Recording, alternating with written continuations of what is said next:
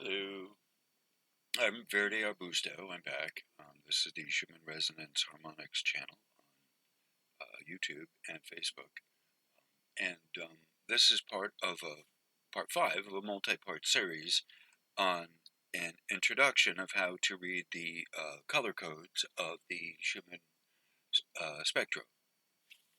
Um, so, uh, what I've taken to doing is I like the idea of having short, relatively short, videos dedicated to a particular topic, and in some cases having a number of short videos that are the material to learn, without any music, without any disruption, or maybe very little music.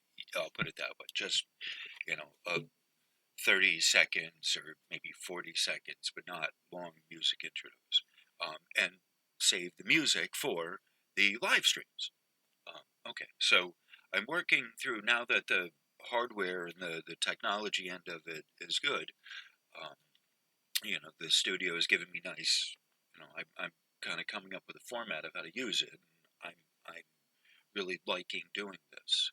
So, assumedly, as I'm making this, I'm figuring this is going to be in the middle of a live stream. So, um, thank you all for being here. If it's your first time here, welcome. Like, share, subscribe, comment. Please comment. I want to know if you're getting the material and if it's making sense. Um, I try to present it at the high school person's level. Right.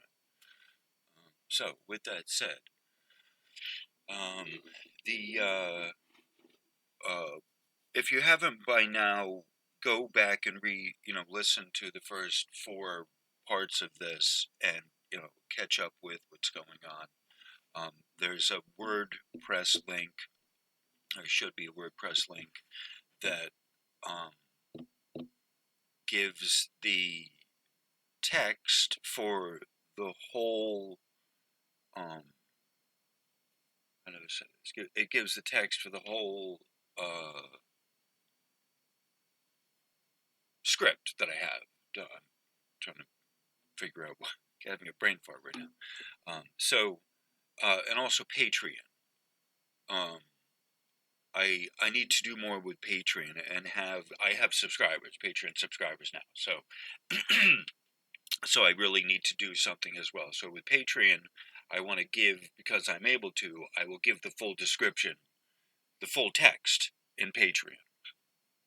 And so if you're a subscriber there, you'll get that as well. So I got to incorporate now that I have now that I have Patreon people. I'm starting to get Patreon people. I need to work more with it. It's just me doing this. So bear with me, but getting money for doing this helps. And thank you for the donations to people. Um, but the more you give me for doing this, the more time I can spend doing this and not doing the other stuff, the landscaping. Right? Just remember that. All right. So onward and upward. All right. So technically we're not on the 28th right now as I'm recording this, and I don't know when it'll finally be when I when I actually do the live stream on this. But this I didn't change this. I pride myself on always having the latest one when I do a video, and it's like, all right, this was from the 28th. I'm still using the model from the 28th. That's fine. However, many of these, I'm not making another. I'm not doing another screen capture for the one on the 28th. I'm still working on the 28th. If I haven't already said that.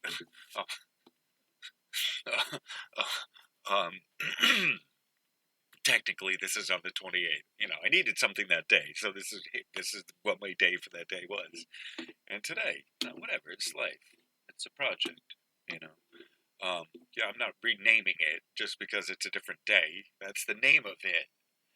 You know, that's not the data, but it's the name of it. All right, so I'm not changing the name of it. Not that you wanted to know or needed to know any of this. Anyway, onward and upward. Droning on. Um, so all right, so it's from the as a point of pride, as a mark of my thing. All right, yeah, all right. So that's from the 28th. As a technician, all right, that's the one from the 28th. We're still using that. Uh, um, and you can see just while I'm here, you can see flat lines. This is a flat line, what I would call a flat line. See, it's like it hit the floor. Boom, tap the floor. This, except for these little tiny uh, perkies, spikies. This is otherwise a flat line condition, and this is doing fairly. Uh, what do I would say? Fairly. It's at rest state. It's not a flat line per se. But that's like kind of just resting right there. So that's the terms that I would use right there in this case of what it's doing, and I'm. It's also relevant. It's still recent, uh, and we have had that condition recently as well with some of these. So I think it's really important to know that um, that it is still, even though it's, like conditions are still persisting that were there, in many cases, and like just so that it's expressed, like just for the record. I think that's what I'm going to say. Coffee time. Okay, I'm back. I can see my voice is meeting. All right, so at 7:07, we'll officially say I'm starting the lesson of the day. So this is part 5 of color theory, and actually this little line here goes with the last one that I was just reading, but whatever. Editor's note on this. It says F1 equals white, F2 equals yellow, F3 equals red, F4 equals green. The tool or brush configuration of frequency is brightness of the horizontal band. Right, so I just want to say something. I'm still working with what's what, and so on occasion I think you can see, like I saw spike white frequency. It's not amplitude. It was white frequency. Ping, ping. Right? So like, all right. So I'm not expecting to see ping, spikes, tall spikes of frequency. Like, all right. So that was this is recently from when I didn't see this at the time I wrote this. All right. So now here in my retrospective, you know, it's the second. Now this is the second of the new year. It's almost a week after I was supposed to, my deadline for having done this. So things can change. Right? Anyway, so I just wanted to mention that, as we're figuring out the colors, how we're getting the colors on there. It's from the dependencies, which is what I'm going into, which is what I need to go into, and what I had just spoken. The F1, F2, these are dependencies of frequency down here. Right? So F1, that's F2, that's F3, that's F4. All right. So our tool, I refer to this, the dependency as like the brush or the tool, the instrument to get the, the the drawing or the painting, or to get the, I refer to the spectro as the canvas, you know, um, uh, it's like a tapestry, a weaving, where are you getting the directions for the pattern from? I've showed you in other cases the spectro the density meter that it had on Kumiana. That was red was pegging the meter. It was at 0 to plus 50, or negative 50 to 0. It was all red. That's the meter going into, you just peg the meter. That's what that is. So if it's in the red, you've gone, you're off the scale. Its ability to measure it. Actually, I think I'm not really sure, but anyway. So the frequency of there was a peak in the frequency that showed up just recently as a spike. So all right, go back to the teaching material here.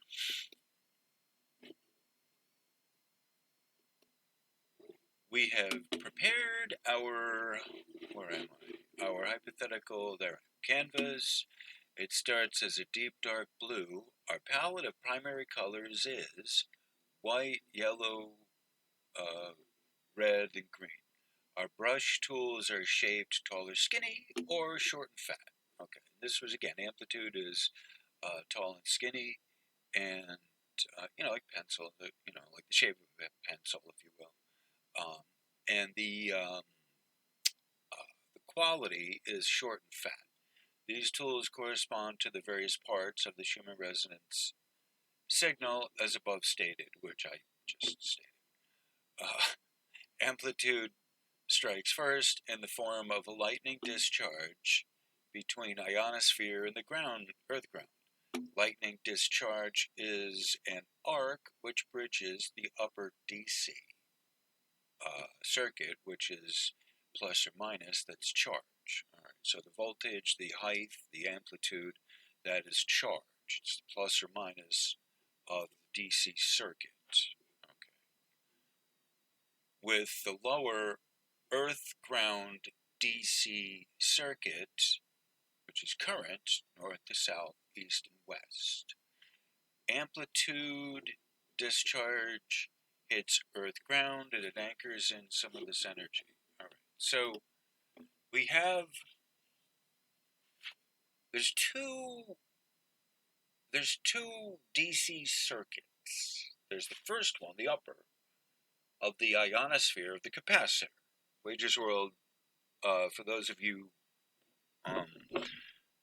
who are familiar with him saying it, the Earth acts as a capacitor. Well, it acts as two different types, actually. That's sort of what the DC circuit is. You have the first type of the magnetosphere ionosphere combination. Okay,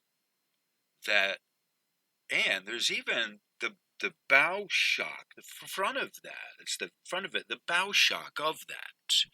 It's that like figure eight that you see. The front of that captures a lot of it, and then it switches over front of the Earth, toroidal. It captures it, hugs it, flips it around. Right? You got to remember that. Flips it around, and then sends it behind us. All right, like sort of like water in a sense. All right, so at that nexus point, boom, where they converge, that's where it starts giving in to what's dead ahead, the behind it, the ionosphere. That's what pushes, like it's a proper, the sphere is like a perfect shape of it maintaining its shape and also kind of being able to withstand a external force to it that would otherwise break it apart, like you would would happen with like a 90-degree or something like that. You know what I mean. There's, if you're familiar with building, kind of, there's there has to be a bracing in there of a 45 and a 45 in order for a 90-degree angle, like a building, to be really strong. Whereas a sphere, circular shape, is naturally withstanding a lot of force. All right. So, so that circular ionosphere provides a protectant dome, if you will. Okay, so that, in some senses, you might see as the protective dome around the Earth, is the unseen, the ionosphere. All right. So, So the first DC circuit above us withstands a lot of the magnetic, a lot of the electrics that come to us, right? And then eventually, right, a lot of that charge, plasma, a lot of it gets dispelled. But then eventually, what does come to us is the I don't want to call it excess, but the you know when it, like a sponge, when it gets filled up, it needs to discharge. All right. So the ionosphere is able to is able to maintain a high potential of energy. That's its job. But at a certain point, it needs to discharge it to the planet. It's just you know. So um, so then you will get lightning strikes in key areas depending on the environment that's going on down here. All right. So it's a direct charge. It's the DC circuit is sun to earth. Okay, that's the first one. It's held there by the ionosphere. Okay, that's the first interaction of the first one. Boom. Then that that gets full. So then it's not going out. It's not very seldom is it going outwards. Because the pressure of the sun, at least not on the sun side. You would expect to see a push go out on the night side. If the Earth is going to dispel the that energy somehow into space, you'd expect it from the night side and not the day side where it's always being bombarded. All right, just um, my thought on that matter. So it's not, generally speaking, the ionosphere is it's what's attached to the Earth. You know, at the magnetosphere level, it has a chance to go away, but once it's kind of contained in the sphere of the ionosphere, you know, uh, and the phrase is, I think, probably magnetopause because it's not really the sphere. There is that magnetosphere around the planet, but it's not the same sphere as the ionosphere. All right, so just for the sake of clarity, I want to point that out.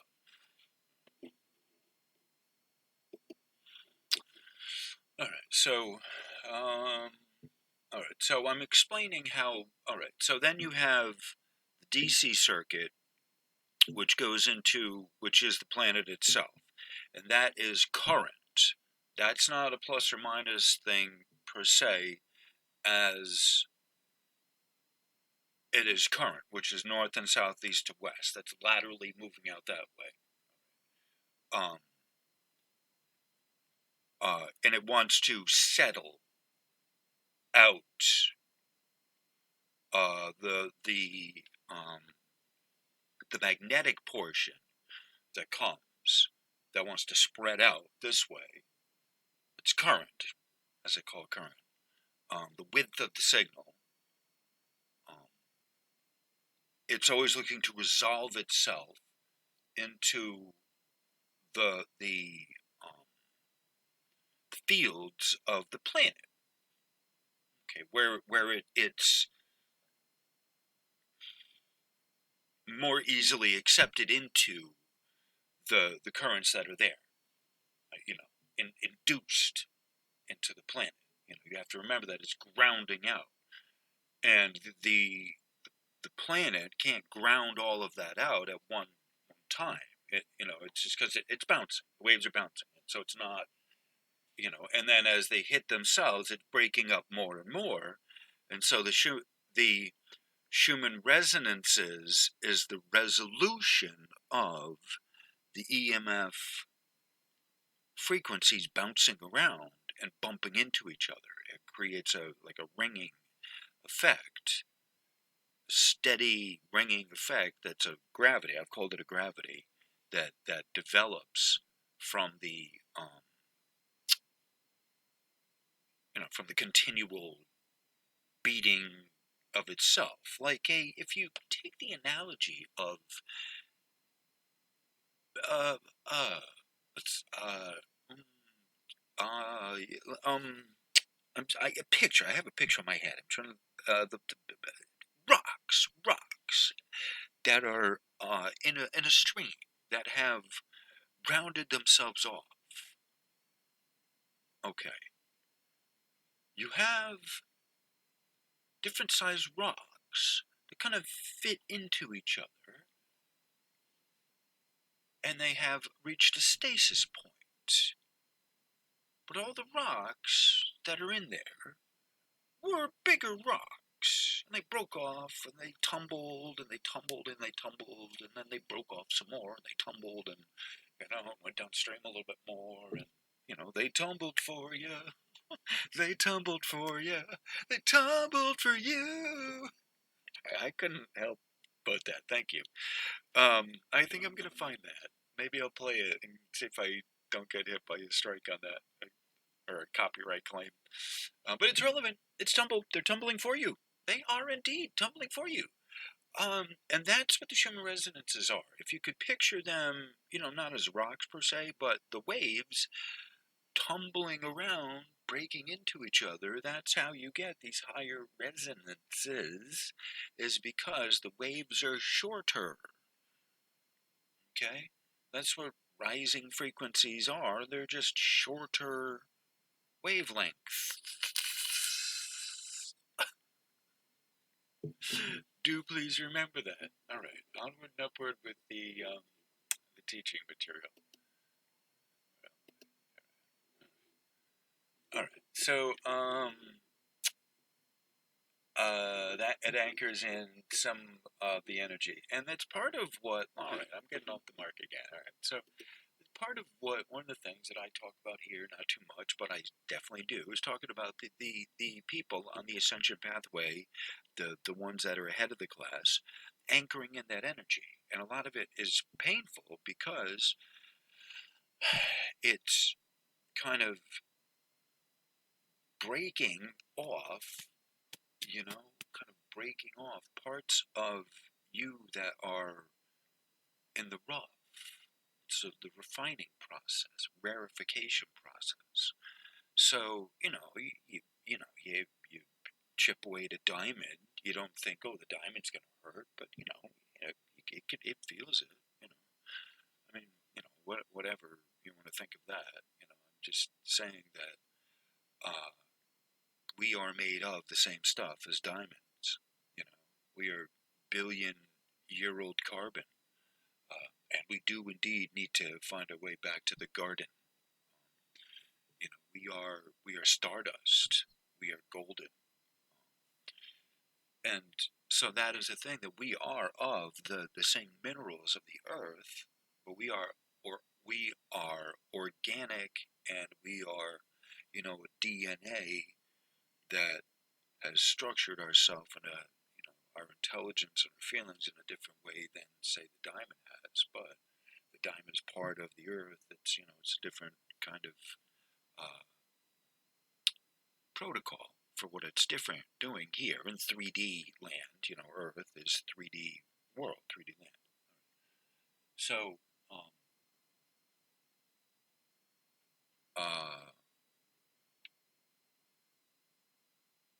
so we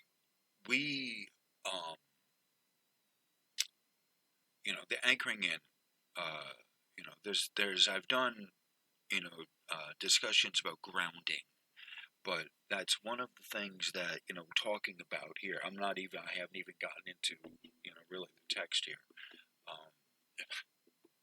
24 minutes is not a short video on this topic. So that's something that's important to realize and to recognize, is that part of our jobs, those of us who have volunteered for this, it's our job to ground that energy in as it arrives through the radiant environment around us. Onward with the text. All right, so all of the preceding discharge does not become subsumed by earth current. There is a residual plasma essentially an amorphous force field. We might consider this as the tail of the discharge. This plasmic tail end does not properly ground into the planet as a highly charged leading edge would do. Instead, it bounces off of the ground, continuing in a coherent wave form thereafter. Amplitude is short-lived, arrives fast, comes fast, arrives first, comes fast, traveling in a straight line vector. Amplitude moves with a velocity, which is a straight line, not a frequency. The incoming energies, meaning those coming from our nearest star, are high charge and low current. As these solar bursts resolve into Earth ground, the result is to carry on as current, meaning the energy shifts direction from vertical into the Earth-hugging wave of the magnetic side. Okay? And I may pause this here in the live stream to, garner questions and, please comment. Let me hear if this made sense to you. Let me know that this is making sense to you. All right, I have a bunch of words I can use for stuff. I'm not sure which one of them are always relevant to what is the topic at hand. And so I want it to make sense to you.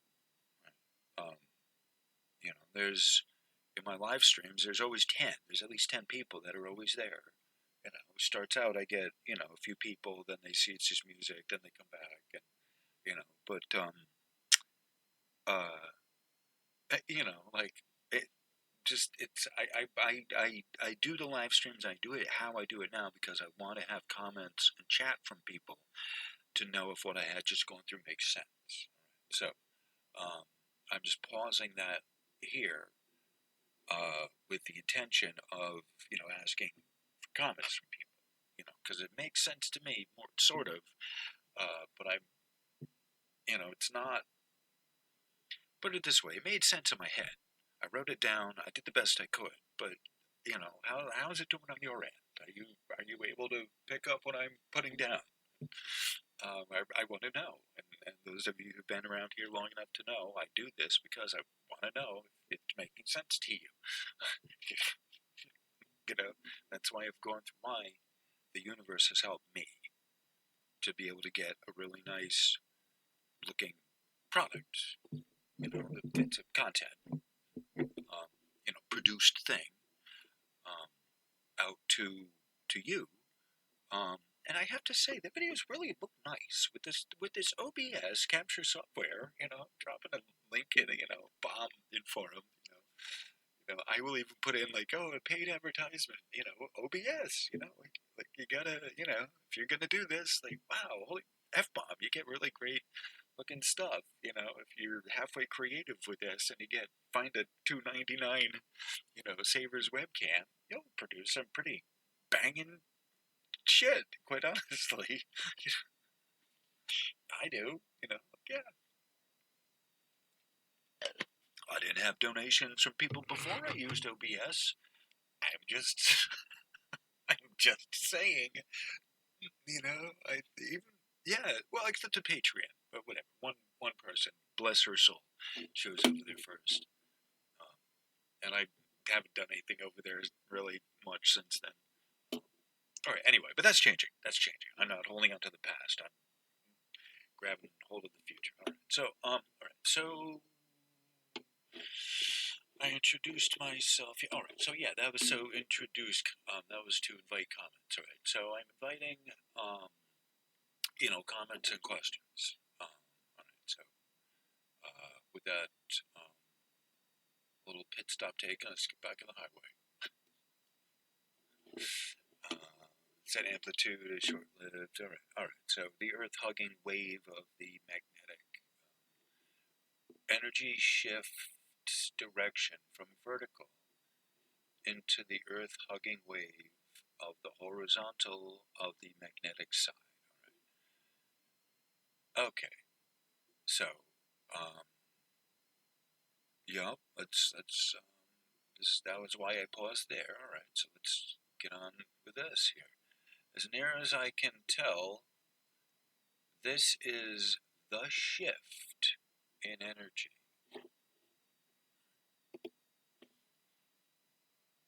The shift, right? One of those ascension-based phrases, the ascension seekers,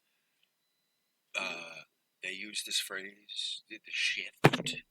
You know, you see it a lot. The shift. What is the shift? Shifty people. I question it. What is it? Well, all right. So this is my humble view, my humble opinion. This is what we're talking about here. Is the shift would be technically how can you find that on the Schumann? Right. That's the question. It didn't. A time shift did not hang up the Schumann as far as creating a data void, right? That's impossible. If you're going to say that, you need to make that claim. Now, I don't care what your belief said, what your belief is in any of this, but don't link it with the Schumann. How about that? Right? If you can't prove how it literally works with the Schumann, then keep your belief to yourself and don't bring the Schumann into it. Right? I'll just say that. May seem apropos of nothing I had just said before it, but believe me, this is an ongoing dialogue. The people who know me and who know this narrative well enough know, what I'm talking about and what the underscore of the Schumann spectrogram is in general. That it's not meant to attach your ascension age, ascension seeking rhetoric to it as a proof of your belief. It's not here for that. And it's probably all the better they don't have more of them public. My humble view, my gentle, humble view. So, as near as I can tell, this is the shift in energy, which many people reference unwittingly as the shift. What I'm saying is going from light into infrared, into radio, into the, from the electric into the magnetic, and then into gravity, right? As as the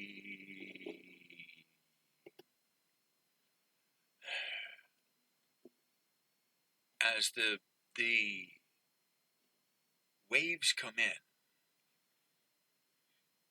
bounce around with each other, okay, loosen up the previous waves that were there and make the wavelengths shorter, okay? You have sand.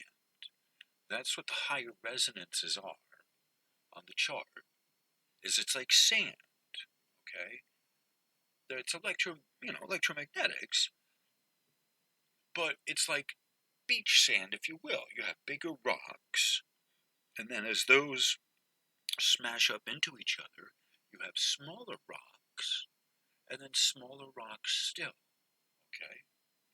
So, if you look at this and you say, oh, the frequencies are rising, well, no, they're not. These are smaller wavelengths that are as a result of more of the bigger ones hitting against each other. Okay? If you can dig that. So, the shift is, as they're changing in form, in size, in intensity, like if you're having anything, on the shift, right? I mean, you see it opening up a higher resonance up there, but it's still I say this? They're like I use a reference of a fixed frequency, right? It's held intact at a certain frequency, like rocks. You bang them up together, you turn them into sand. They're still a thing. They're still a veritable thing that's there. All right, it's not turning into butter. Say, the rock is still it's a smaller version of it. It's just more of it.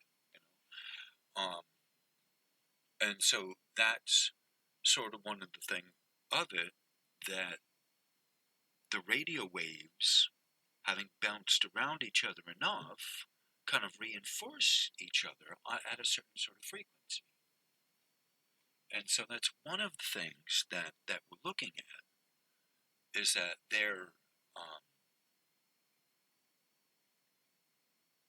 I just have the analogy of beach sand, like that's what these higher kind of resonances are there, it's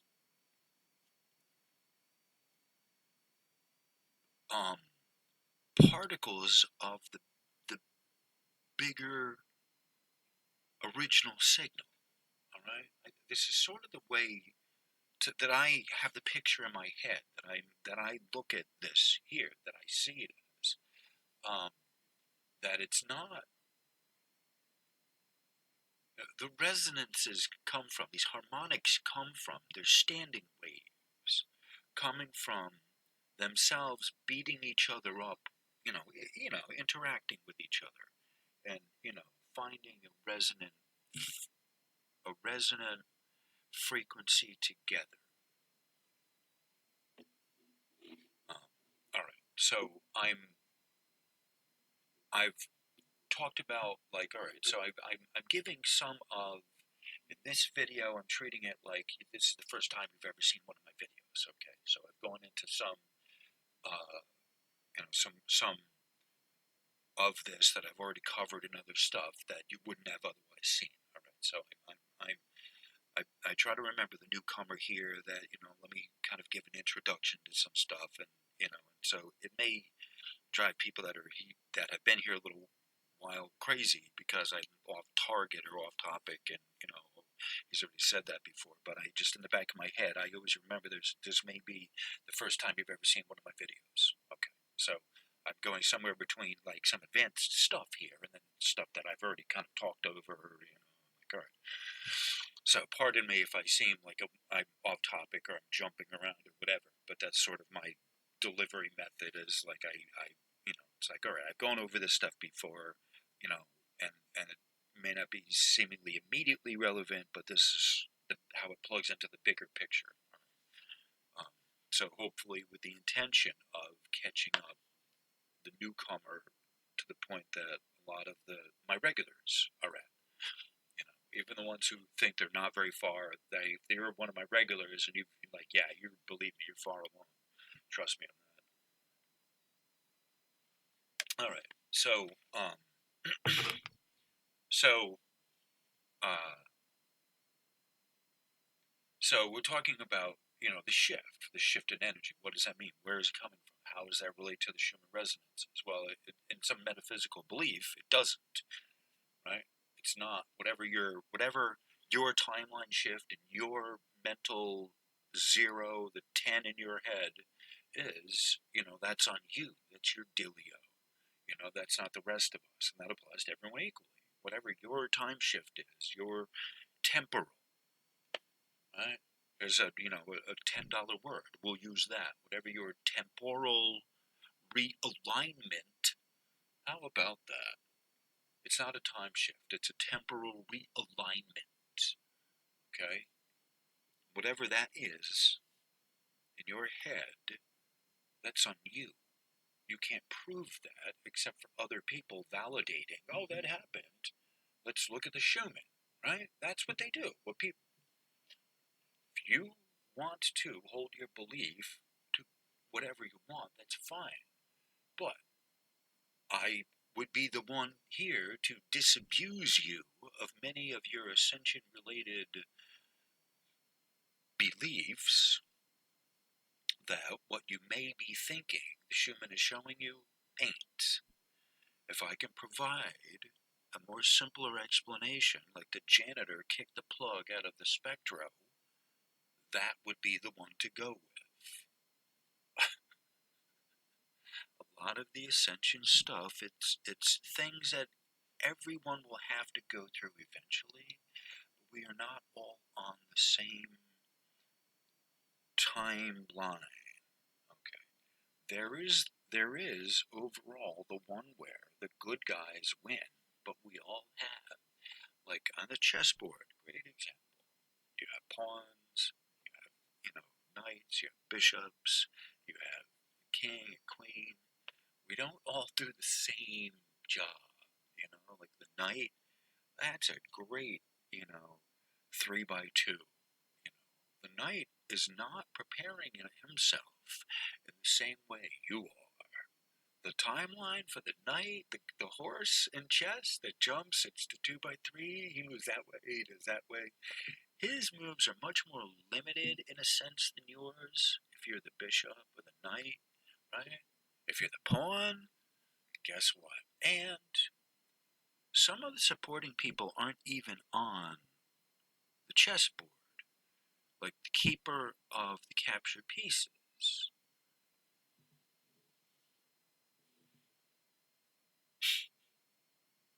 Just saying, right? Not everyone is on the stage performing. At some point, I was the guy behind the scenes working on the technology, right? Getting it all to work perfectly, right? I've been acting on the stage. I've been involved in theater and all of this.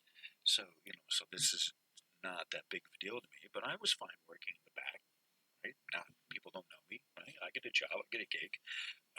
Well, and it's time, honey. You gotta get up and you, not only do you know how to work it, you gotta get up and work it. Not only do you know how to put it together, man, you got a job to do. Do it. You're the captain. You put it together. Now fly that bitch. Okay, all right, I'll fly.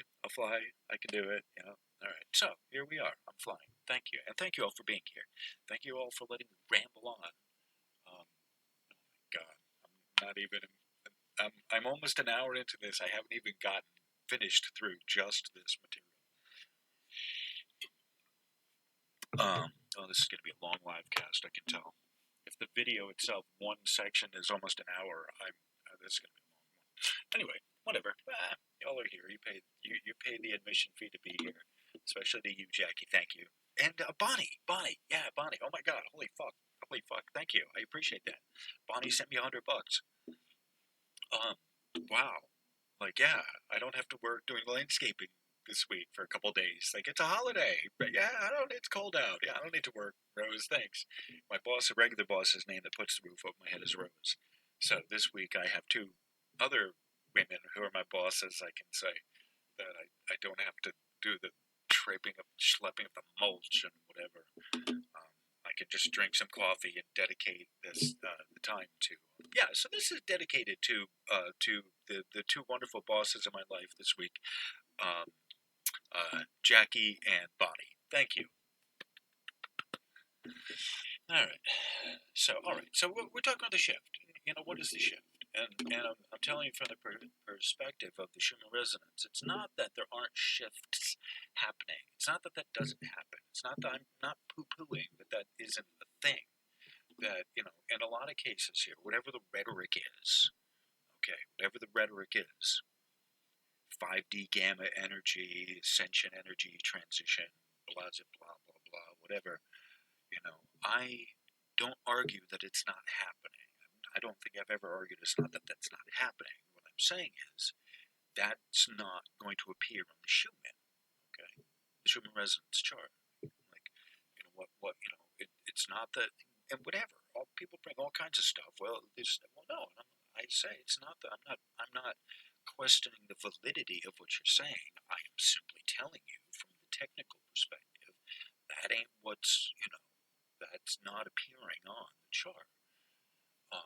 And so that's part of the discussion here in this it's not that it's not happening. Whatever you're saying is not that that's not that it's not a real.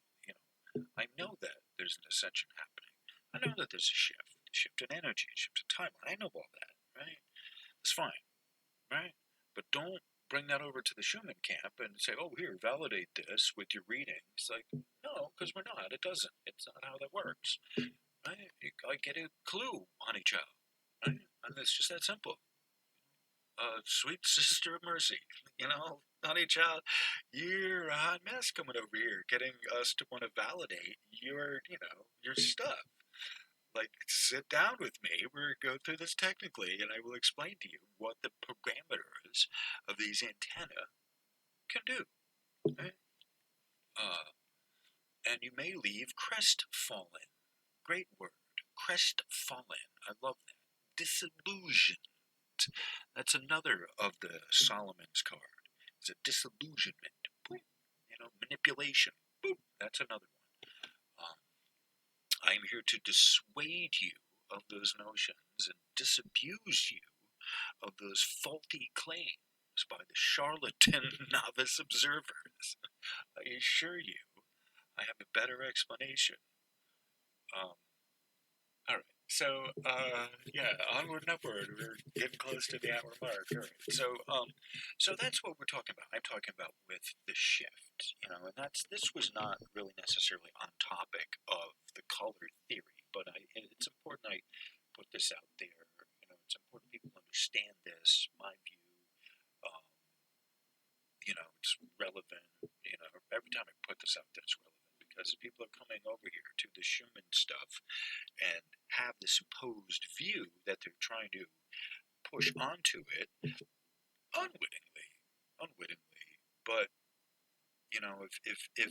if you want to associate your belief of whatever with what's happening in the chart, we will sit through with it and you can see for yourself what it is. So.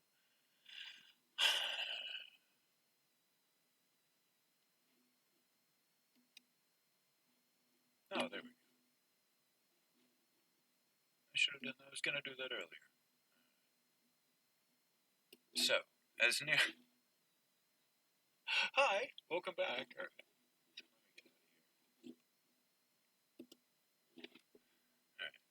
As near as I can tell, this is the shift in energy, which many people reference unwittingly as the shift. As a philosophical concept, it is not verifiable nor able to be validated on the collective and the objective. Okay? Yet, relative to the mechanics of the Schumann resonances, this is the shift. Right? So what I was talking about is moving from the electric to this one. So relative to the Schumann resonances, this is the shift. The shift is that which moves from one direction, the higher charge, intensity, into the degraded state of the magnetic current. If we accept these solar flashes in their aggregate are bringing in the ascension age, then the only possible shift related to this phenomena would be the shift in energies from amplitude to magnetics. Okay?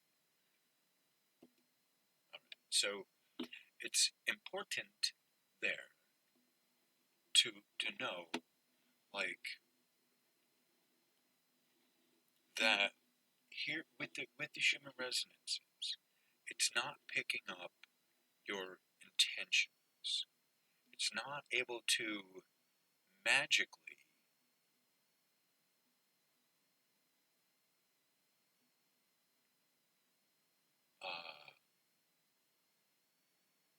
it's not able to magically, figure out what your intention is. It's not a lie detector test. I think some people may have it confused with a polygraph test. I believe. I don't know.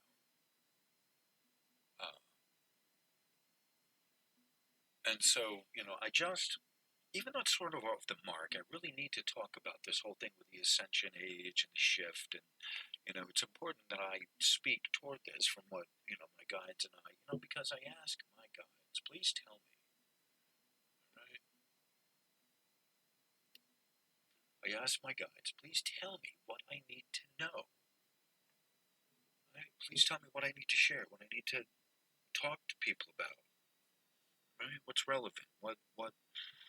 So sometimes that's why things can jump ahead of like this project, longer term project. Like, all right, some things that like, all right, that I don't want to call it emergency, but it was just boop, popped up on the priority list. All right, so no, back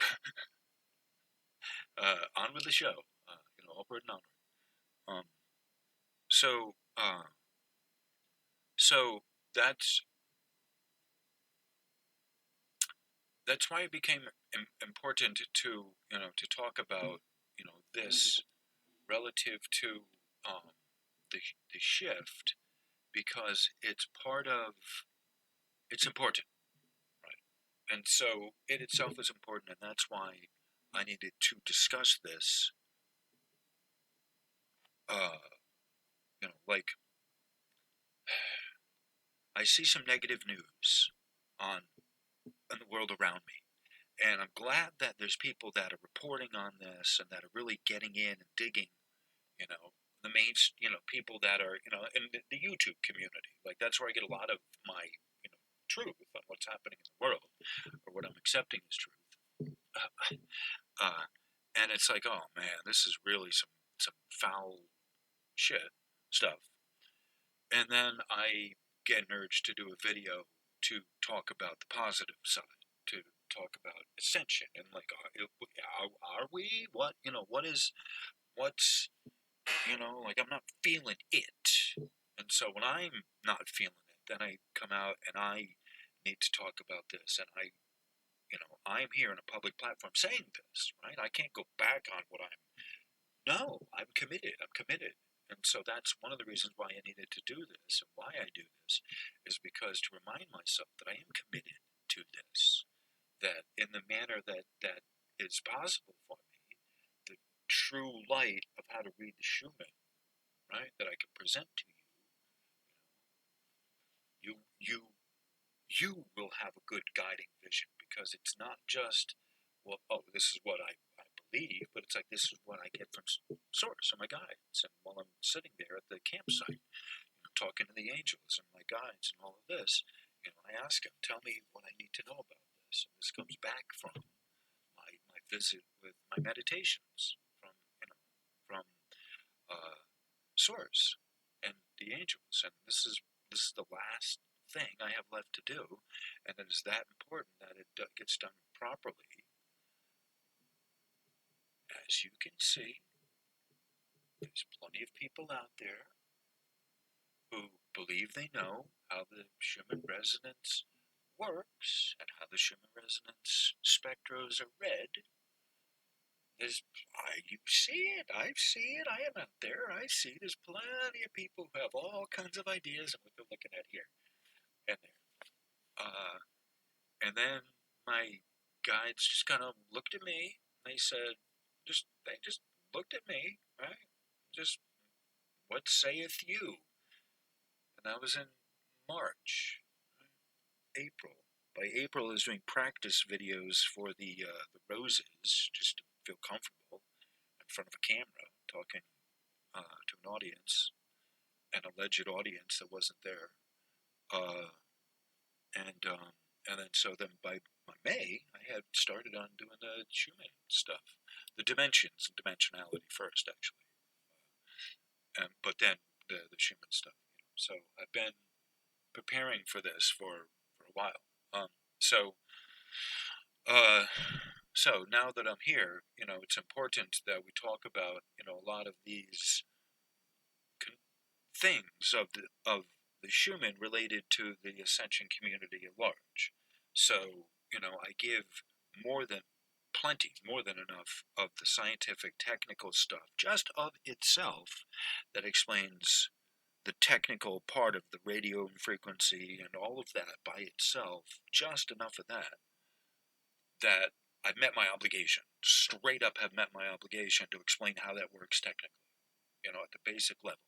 So if you're here first time and you're expecting something a little different, I have lots of other videos. this one here, I'm talking about the ascension agers, the shift, this energetic shift, the timeline shifts, and all of that. Not in as much detail as I have elsewhere, but I'm kind of including that as a part. And that's why this video is like 3 times longer than I had wanted it to be. Is because I'm off also on the side part here of the shift, and generally speaking, how it relates to the Schumann resonances, and this myth that a timeline shift would cause a blackout or a data void, blacked out stripe, data void. Right? That's not a flat line, by the way. Data void to appear. Right? So there's more to it than this. There's, I've gone into it. This is just an ongoing conversation I've had. This is, instead of me having to do one show that's a rant on this subject, I'm kind of spreading it out over the course of a number of, videos. Like, there's another, with all these drama shows, there's other subtext that are working through, and, there's other, passageways to other topics that are involved for, the people who've been around for long. So if you've been around for a while, you know what we're talking about here. False data, false narrative, of the confusing readings that people have of this stuff. Right? So that's part of what needs to be discussed in this, is the confused readings people do of what's happening. So, on with the show. All right. So at this point, this is where we're at. At this point is where we start looking at the brush tools which plot a picture pattern on the Schumann Resonance Spectrum. A1 is the tallest and most narrow brush. It reports a high charge electrovolt signal. The number values on the sides of the dependency reports indicate the actual amount of pico-electron volts. White mode amplitude A1 is the tallest of the signal. High charge signals will appear as so-called whiteouts due to the overwhelming strength of this portion of the signal. Yet, the other modes are still active underneath.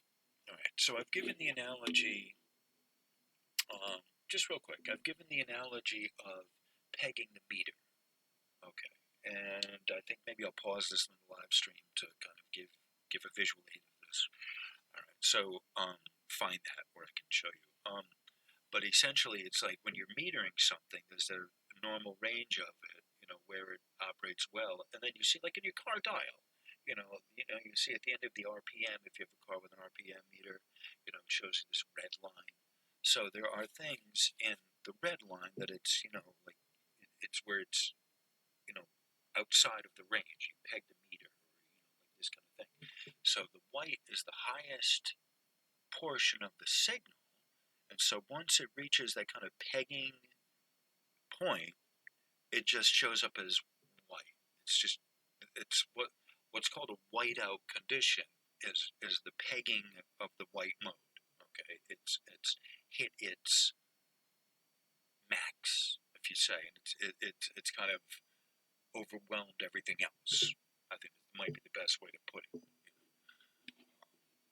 All right, show. So during so-called whiteout conditions, these all white appearing spikes are usually fringed around the edges with tassels of the color of coral, orange, pumpkin, salmon, rust, maroon, and green. Okay. The apparent white spikes reflect the tallest and most narrow portion. Due to the strength power of the A1 portion of the signal, it can overshadow the lesser portion of the same signal. In essence, A1 mode intensity hides the other signals. Successively thereafter, it devolves in width to the yellow, which is A2, or the red, A3, or green, A4 modes, respectively. Because of the descending width of the signal, we see these colored fringes peeking out from behind the white caps of A1, which has overshadowed the remainder of our reference signal. So when I talk about fringes, alright, so when I talk about the fringes of, so when I talk about the fringes, like I said, I have that here, these orange colors, orange, greens, these kind of things. You have the white in the middle there. Fringe, this isn't the best example for that, but this is our teaching example. So you can see it kind of enough. Alright, so, such as it is, it's all pixelated, but you see what I'm talking about. You see the white, the line of white, and then fringed around the edges of it are those kind of colors. Alright, so, I got 101. Alright, so we're at an hour, so the class is definitely Alright, so the class is definitely over for the day. Alright, so thank you all for being here. I appreciate you coming here, your love and support. Thank you for letting me kind of ramble off topic a little bit if you did indeed. I have a lot to say about the Schumann resonances. So if you want to learn, you've come to the right place. I've studied these exclusively for the last year, right? Everything, anything, whatever I could get my hands on. I've read, and definitely the last 9 months has been dedicated exclusively to the Schumann resonances. I've been studying generally on this stuff for years, though, electromagnetics, so it's not that much of a stretch for me to have branched into this. All right, so thank you all for who are here. I appreciate everyone for being here. This is part 5. Getting ready to do part 6 soon. Now, it's what is it? It's like 5 a.m. in the morning here, and it's the day after New Year's. I love y'all. Thank you all for being here. I got to hang up so I can start work on the other one. Thank you for being here. I appreciate all the support of everyone, and have a great rest of your day.